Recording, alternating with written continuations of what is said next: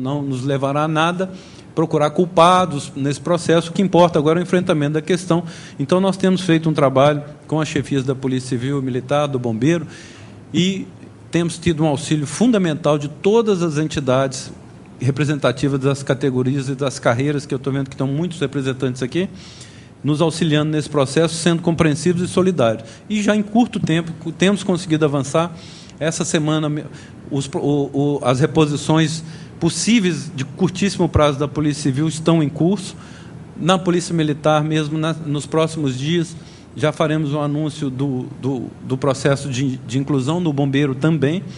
Então, esse esforço grande está sendo feito. Com relação aos investimentos, através de financiamentos obtidos em organismos da União e também fora do país, estão sendo canalizados nesse momento, em execução deste momento para os próximos 2 anos e meio, cerca de 650 milhões para o sistema de defesa social, aí para a construção de unidades prisionais, aquisição do número de viaturas, cerca de 1.500 viaturas para as polícias e também para os bombeiros, armamentos, assim, toda sorte de reposição, muitas construções para a Polícia Civil, que ficou muito num processo longo de não edificação de importantes construções. Na Polícia Militar também, né, uma implementação de um sistema de vídeo monitoramento para agora, a partir do começo do ano, que vai triplicar o número de câmeras existentes no Estado, com foco aqui para a região metropolitana, na ordem só para o vídeo monitoramento, na ordem de 50 milhões de reais, que nós temos certeza também que vai contribuir muito para a redução, uma série de projetos, né, na área de prevenção, como eu falei, 10 novos núcleos de prevenção, a construção de 17 unidades prisionais para geração de 15 mil vagas. Hoje mesmo fizemos o lançamento do sistema de tornozeleiras, são 4.000 tornozeleiras, depois de 3 anos de uma licitação que foi muito conturbada, com recursos e tudo, assinamos o contrato e ela entra agora em distribuição. Então, em linhas gerais, são essas as breves considerações aí que nós poderíamos realizar. E eu me sinto muito honrado, né, de ter sido convidado para este evento, e vejo aqui, além da presença de inúmeros policiais civis, militares, e, sobretudo, de muitos amigos também na plateia, e a honra muito grande também, doutor Wilson, de ter dividido aqui essa mesa com o senhor e sob a presidência do doutor Paulo Aquimim. Muito obrigado a todos.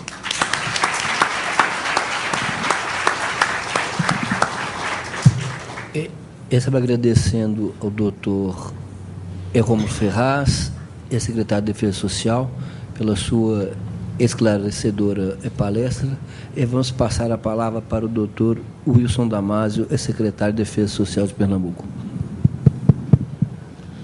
Boa tarde.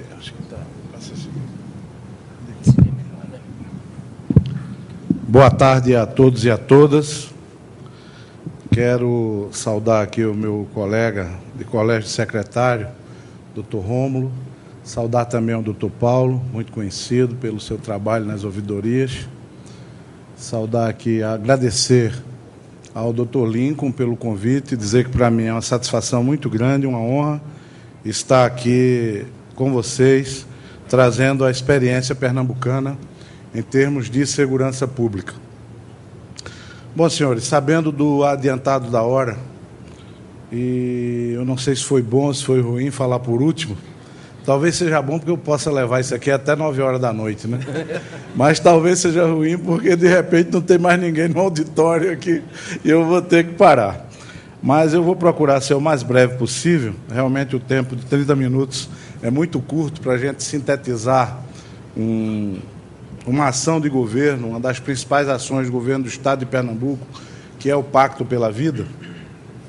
Mas eu gostaria de dizer o seguinte: em abril de 2010, após 32 anos trabalhando na área de segurança pública, como agente da Polícia Civil de Pernambuco, como agente da Polícia Federal, como delegado na área de entorpecentes da Polícia Federal, superintendente em 3 oportunidades, vice-diretor da Polícia Federal, diretor do Sistema Penitenciário Federal, essas cadeias, essas penitenciárias destinadas a presos de alta periculosidade, que tão mal falou aqui o desembargador Torinho pela manhã, mas que eu considero uma das melhores ferramentas de combate à criminalidade organizada hoje à disposição das secretarias de Segurança e de Defesa Social. Então, fui surpreendido com um convite do governador Eduardo Campos para dirigir a Secretaria de Defesa Social em Pernambuco. Isso em abril de 2010. E da forma como o convite foi feito, eu não tive como abrir mão. No que pese, né, já está há 4 anos no Ministério da Justiça na época, gerindo, como disse, o Sistema Penitenciário Federal e como vice-diretor do DEPEN, Departamento Penitenciário Nacional. E enfrentamos o desafio e começamos a trabalhar. No meu discurso de posse, eu elenquei ali várias atividades, né, que eu desejaria implementar na Secretaria de Defesa Social em Pernambuco. E isso eu me lembrando de quando eu tinha saído de Pernambuco, na época tinha sido há 6 anos, eu estava em Brasília há 6, e realmente, naquela época, Pernambuco era líder da criminalidade em todos os sentidos, principalmente no que concerne a homicídios. Recife disputava cabeça a cabeça com Vitória, do Espírito Santo, e com Maceió, a liderança dos homicídios no país. E eu achava que ia pegar Pernambuco daquele jeito. Mas aí, no dia seguinte, quando sentei na cadeira de secretário e fui ver o programa de governo para a área de segurança pública, eu fiquei muito entusiasmado, porque tudo aquilo que eu falei que ia fazer no meu discurso, e muito mais, outras coisas que eu não tinha dito, estava ali naquele documento, que é um contrato realmente com a sociedade pernambucana. O governador Eduardo Campos, em 2006, ele estava em 3º lugar nas pesquisas como candidato a governador. E ele resolveu, como tema principal da sua campanha, enfrentar a violência em Pernambuco. E os marqueteiros disseram: governador Eduardo, não faça isso, isso é uma fria. Segurança pública só leva o governador para o buraco. Mas ele resolveu e assim fez, e tão logo foi eleito, não é, no 2º turno, reuniu toda a cúpula da segurança, reuniu a população, reuniu a academia, reuniu representantes do Poder Judiciário, do Ministério Público, e juntos começaram a desenhar o que é hoje o Pacto pela Vida. E Minas Gerais, doutor Romulo, também foi uma fonte muito importante que o governador teve na época em buscar ensinamentos, experiências exitosas. E assim foi desenhado o Pacto pela Vida. Aqui a gente pretende, em razão até do adiantado da hora, em rápidas pinceladas, dizer o que é o Pacto pela Vida. Uma política que, a meu sentir, é exitosa, mesmo porque tirou Pernambuco aí da liderança da criminalidade em termos de homicídios. Não é? Hoje nós estamos em 5º, 6º lugar, talvez. Não é muito estar em 5º lugar, mas para a gente que estava em 1º, né, é muita coisa realmente. Nós saímos de um patamar de aproximadamente 5.000 homicídios ano, para hoje está trabalhando, orbitando aí em 3.500 homicídios. Tivemos mês de chegar a quase 500.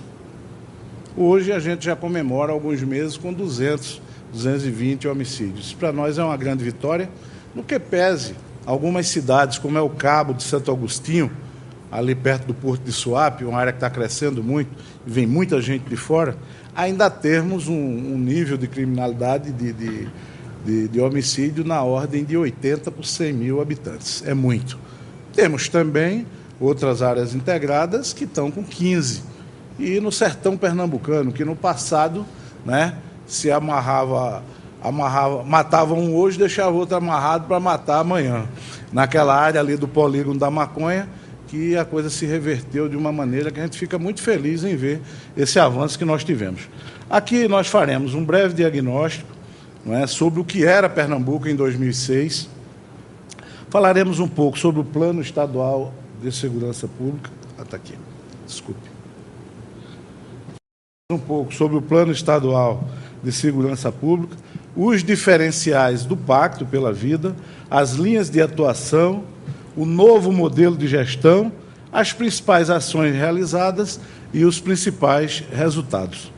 Como diagnóstico foi feito naquela época, no início de 2007, já o governador Eduardo, já tendo assumido o governo do Estado, o que se via era o seguinte, praticamente a ausência de prevenção à criminalidade.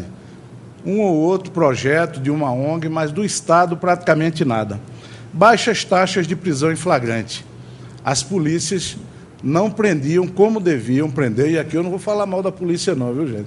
Porque eu já senti que quem fala mal da polícia aqui leva cacete. Mas o que tinha na época era baixas taxas de prisão em flagrante. Baixas taxas também de instauração e conclusão do inquérito. As ocorrências, elas dormitavam ali nos escaninhos das delegacias. Isso eu estou falando em 2006. Déficit de vagas na custódia provisória, hoje ainda temos esse problema. Baixa capacidade do Ministério Público para o oferecimento de denúncias, mesmo por falta de pessoal, como também pela qualidade dos inquéritos. Baixa capacidade de julgamento dos processos, mesma coisa. Falta de pessoal no judiciário, não é? E também os inquéritos e as denúncias, né, não bem elaboradas, então os juízes tinham dificuldade de dar andamento àqueles processos. Baixa taxa de execução de mandados de prisão, aqueles inquéritos que chegavam ao fim os processos e que havia efetivamente as condenações, ou naqueles casos em que o juiz decretava a prisão preventiva, dificilmente aquele mandado era cumprido. Ia para a delegacia de capturas e ali se esperava prender o sujeito de flagrante por um segundo, terceiro crime, para dar efetivo cumprimento ao mandado de prisão. Déficit na custódia definitiva, ou seja, aqueles que eram condenados, também havia déficit nas penitenciárias. Ausência de ações de ressocialização. Nas penitenciárias também não havia assim, uma política de ressocialização efetiva. Inexistência de uma política de segurança, praticamente não tinha um plano de segurança, e baixo diálogo e articulação com outros poderes e esferas. Aquilo que o doutor Rômulo falou aqui. Bom, isso daí foi um trabalho feito por uma consultoria contratada lá pelo governo de Pernambuco, com o apoio do Jorge Gerdau, que nos apoiou inicialmente.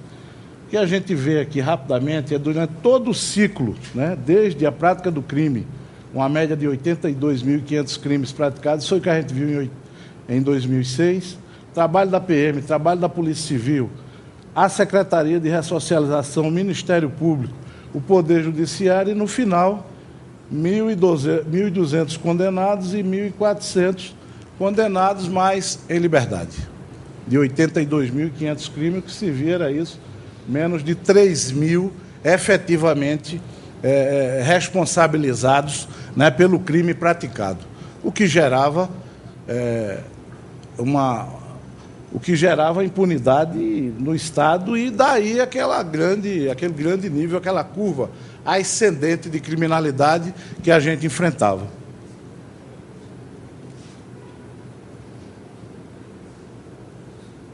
Bom, então, dentro do Plano Estadual de Segurança Pública nosso, é uma política de Estado, verdadeiramente, não é uma política de governo.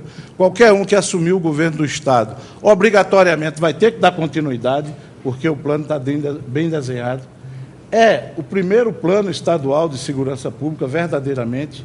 É um documento com diretrizes estratégicas para todo o governo, e aí a responsabilidade não é só da Defesa Social, não é só da polícia, aí tem ações para todas as áreas de governo. Projetos, é um documento, projetos que incorporam ações de curto, médio e longo prazo, e uma meta estruturante, que é a redução das mortes intencionais violentas, que a gente chama de CVLI, que inclui aí o homicídio, a lesão corporal seguida de morte, entra também o latrocínio e, neste caso, inclusive o auto de resistência. Apesar de, em muitos casos, não ser considerado crime, mas, para evitar esses confrontos e diminuir a taxa de letalidade da polícia, nós resolvemos incorporar também o auto de resistência na nossa contagem. Há quem critique isso, acha que não é certo, mas a verdade é que, depois disso, baixou muito a letalidade da polícia. Os diferenciais do nosso pacto. É uma decisão política e compromisso do nosso governador. A segurança pública com direitos humanos e transversalidade, investimos muito em capacitação para isso e ouvimos muito aqueles que estavam do nosso lado. Concentração entre executivo, sociedade civil organizada, judiciário, Ministério Público e Legislativo. O Legislativo também tem uma participação muito grande no trabalho que a gente está fazendo na área de segurança pública, em razão de aprovar com uma certa brevidade todos aqueles projetos que são importantes para a segurança pública. As linhas de ação do Pacto pela Vida são repressão qualificada da violência, aperfeiçoamento institucional, informação e gestão do conhecimento, a formação e capacitação, prevenção social do crime e da violência e uma gestão democrática, aí, com a participação e controle social na formulação de políticas de segurança. Não sei se vocês viram, logo na abertura, no primeiro slide, tinha ali escrito Todos por Pernambuco. No início de cada governo, nós secretários do governo, junto com o governador, saímos e visitamos as principais regiões do Estado. E ali a gente junta no auditório, no grande auditório, uma média de 1.500 pessoas, representantes daquelas regiões, prefeitos, vereadores, líderes comunitários, enfim, representantes da Justiça, do Ministério Público, e ali a gente apresenta o nosso plano e dizemos como vamos fazer, os recursos que temos. E ali perguntamos se eles estão de acordo com aquilo que a gente está fazendo. E ali, N críticas, cada secretário vai para a sua sala e discute o tema da sua secretaria especificamente. No final, todo mundo participa, anotações são feitas, sugestões, e no final da tarde a gente volta para o plenário. O governador presente, e ali cada secretário vai defender aquilo que ele tirou da sua sala, e 3 representantes daquelas salas vão também defender as suas ideias. E no final é feito um grande documento que vai se compatibilizar com aquilo que a gente tinha previsto para fazer. E, geralmente, quase todas as ideias, né, as críticas daquelas pessoas, elas são aceitas pelo governo e elas entram naquele planejamento estratégico. Aqui nós temos o mapa da responsabilidade territorial.